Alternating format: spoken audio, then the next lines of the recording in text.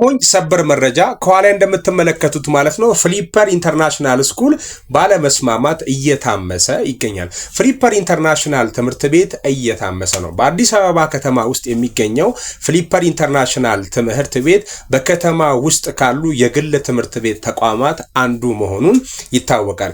ይህ ትምህርት ቤት በከተማ ውስጥ 5 ቅርንጫፎች ያሉ ሲሆን በእነዚህም ከ3500 በላይ ተማሪዎች ትምህርታቸውን እየተከታተሉ ይገኛሉ።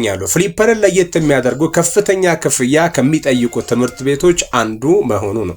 ይህ ትምህርት ቤት የተመሰረተውና ሲተዳደር የቆየው በኢትዮጵያውያን ባለሀብቶች ሲሆን ባለፈው ዓመት ግን መቀመጫውን ደቡብ አፍሪካ ላደረገው አርቪቴክ ግሩፕ መሸጡ ይታወቃል።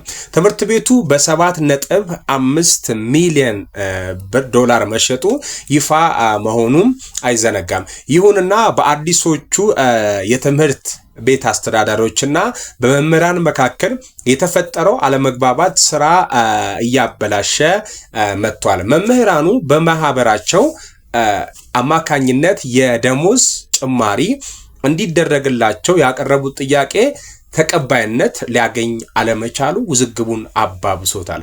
መምህራኑ አሁንም ካለው የኑሮ ሁኔታ አኳያ የደሞዝ ማሳኪያ እንዲደረግላቸው ከጠየቁ ወራትን ያስቆጠረ መሆናቸው እየተናገሩ ነው። ይህንም በመቃወም ከጥቂት ሳምንት በፊት የስራ ማቆም አድማ ለማድረግ በዝግጅት ላይ ያሉ ፖሊስና የትምህርት ቢሮ ኃላፊዎች ጣልቃ በመግባት የመደራደር ጥረትን አድርገው ነበር።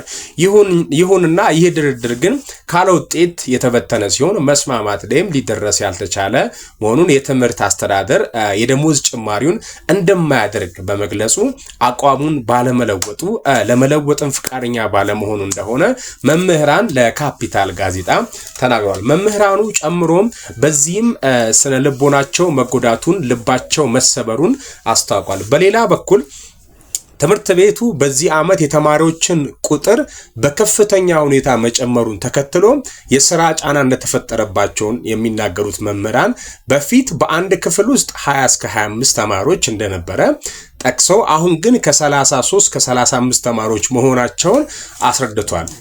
አያይዞም ላብራቶሪና ቤተ መጻሕፍት የነበሩ ክፍሎች ሁሉ አሁን ወደ መማሪያ ክፍልነት መቀየራቸውን የሚናገሩት መምህራን ሌላው ቀርቶ ካለበቂ ጥናት አዲስ ቅርንጫፍ እንዲከፈት መደረጉን ያስረዳል። በላንቻ የተከፈተው አዲሱ የፍሊፐር ትምህርት ቤት ቅርንጫፍ በሚቀጥለው ዓመት ሊዘጋ እንደሚችልም አስታውቋል። ይህ እንዳለ ሆኖ በትምህርት ቤት የሚያስተምሩ ወላጆች በበኩላቸው በየጊዜው የሚደረገው ጭማሪ እንዳማረራቸው ገልጿል። አንዱ የተማሪ ወላጅ እንደተናገረው በዚህ ትምህርት ከፍተኛ ጭማሪ